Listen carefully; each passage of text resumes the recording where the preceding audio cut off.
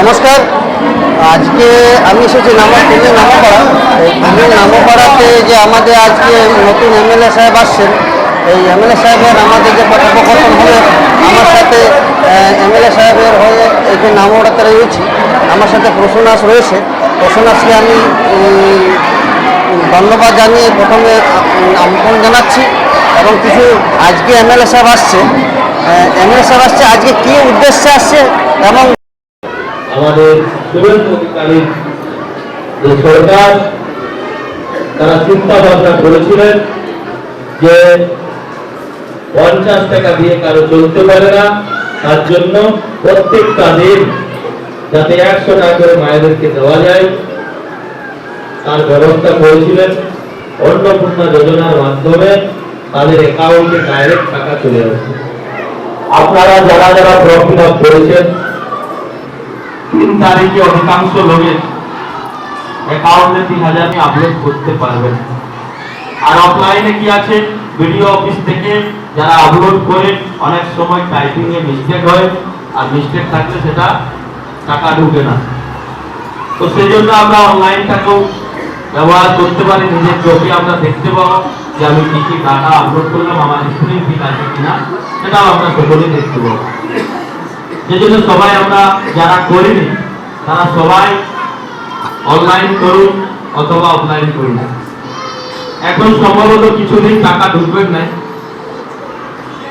কিন্তু করে রাখুন, কিছুদিন পরে টাকা ঢুকে যাবে। সেই জন্য আমরা কেউ এখন ঢুকছে না বলে আর করবো না এমন নয়। সবাই আমরা অ্যাপ্লিকেশন করব।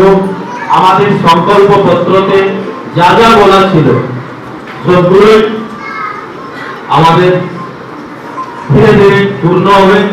আমরা মায়েদের জন্য বলেছিলাম যে সমস্ত বাসের বাস পরিষেবা ফ্রিতে, মায়েদের কোনো ভাড়া লাগবে না মা বোনদের। তো সেই জন্য সেটা চালু হয়ে গেছে। আপনারা সরকারি বাসে যদি চড়েন, নিজের আধার কার্ড সঙ্গে রাখলে, কন্ট্রাক্টরকে আধার কার্ড দেখিয়ে দিলে আপনাদেরকে সরকারি বাসে এখান থেকে তুলিন থেকে পুরুলিয়া যান, যেখানেই যান পশ্চিমবঙ্গে, সরকারি বাসে কোনো ভাড়া লাগবে না।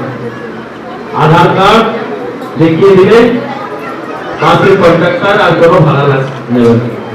তো সেই জন্য আমরা যা যা ভোটের আগে আপনাদের কাছে এসে যা যা বলেছিলাম, ধীরে ধীরে আমাদের ডবল ইঞ্জিনের সরকার, আমাদের যশস্বী মুখ্যমন্ত্রী সম্মানীয় শুভেন্দু অধিকারী মহাশয় একের পর এক সবগুলো কাজ ধীরে ধীরে করছেন।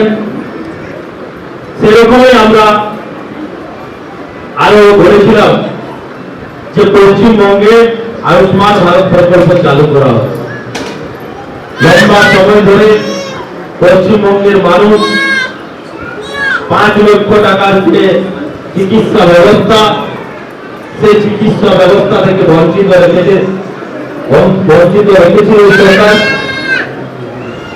আমাদের সরকার সেই সংকল্প পত্রতে বলেছে যে আমরা সরকার আসার পর আয়ুষ্মান ভারত প্রকল্প আর যুক্ত হওয়ার পর ভারতবর্ষের যে কোনো হসপিটালে প্রায় পশ্চিমবঙ্গে 36,000 হসপিটালে আয়ুষ্মান ভারত অন্তর্ভুক্ত সুবিধা হবে। আমরা সেই পশ্চিমবঙ্গের সেই হসপিটালে যেতে পারি, আর ভারতবর্ষের যে কোনো হসপিটালে যেতে পারি, যেগুলো আয়ুষ্মান ভারতের সঙ্গে যুক্ত রয়েছে। বড় বড় যতগুলো হসপিটাল আছে সবগুলো যুক্ত আছে।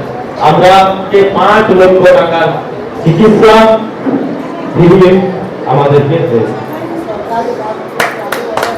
5 লক্ষ টাকা আমাদের ঘরের লোকের ট্রিটমেন্টের জন্য আমরা যেখানেই যাবো 5 লাখ টাকা চিকিৎসা ফিরিয়ে হোক।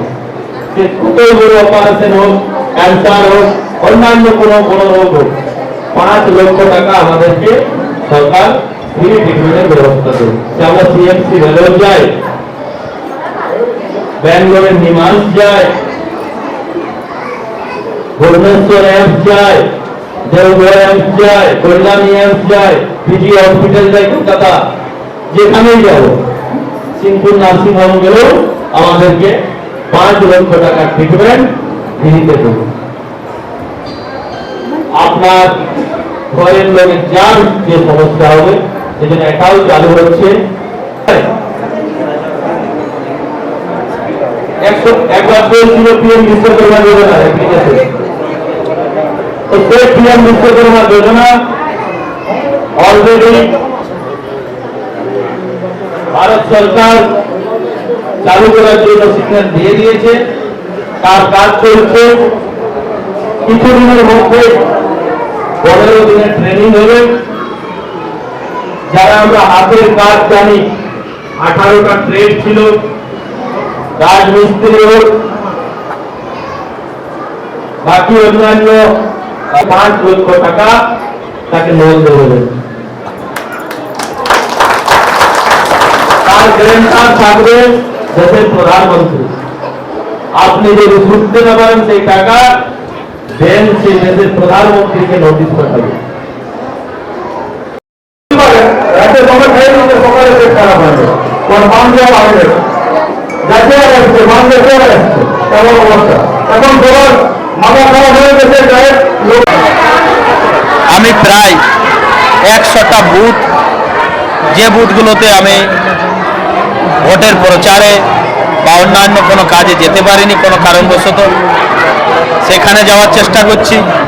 এবং বিভিন্ন বুথে যারা পূর্ণ আশীর্বাদ দিয়ে মোদিজির প্রতি ভরসা রেখে ডবল ইঞ্জিনের সরকার তৈরি করেছেন, সেই সরকারকে হিসেবে আমি তাদের কাছে ধন্যবাদ জানাতে এবং তাদের সঙ্গে সৌজন্য সাক্ষাৎ এবং দেখা সাক্ষাৎ করার জন্যই এসেছি। এবং ডবল ইঞ্জিন সরকারের যে বেনিফিট, সেই বেনিফিট মানুষের কাছে ধীরে ধীরে পৌঁছাতে শুরু করেছে। মানুষ অনুভব করছে ডবল ইঞ্জিনের সরকারের লাভ কি, আমরা সবাই পাচ্ছে, অনুভব করছি। আমরা এমএলএ সাহেবের সাথে কথা বলেছি। এমএলএ সাহেব আমাকে আশ্বস্ত করেছেন মানুষের উন্নয়নে, মানুষের ভালোবাসায়, মানুষের আশীর্বাদে আমরা তুলিনবাসী আবার অনেক কিছু পাবো। আমরা এই আশা নিয়ে এমএলএ সাহেবকে বিশেষ ধন্যবাদ জানাচ্ছি। আপনি আবার আসুন, আমাদের তুলিনকে উন্নয়নের পরিপূর্ণ করুন, এই বলে আপনাকে বিশেষ ধন্যবাদ। ধন্যবাদ আপনাকেও। ঠিক আছে, থ্যাংক ইউ।